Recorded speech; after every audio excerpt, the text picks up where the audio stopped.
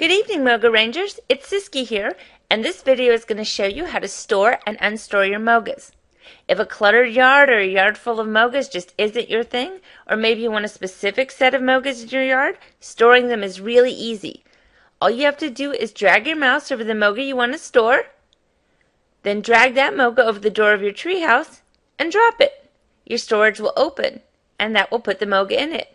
You can then continue to add Mogas that you don't want in your yard. And when you're done, click the X and your storage is closed. To unstore Mogas, it's equally easy. You simply run your mouse over the door, click on it to open your storage, and then drag them back out into the yard. So there you have it. Quick and easy ways to store or unstore your Moga.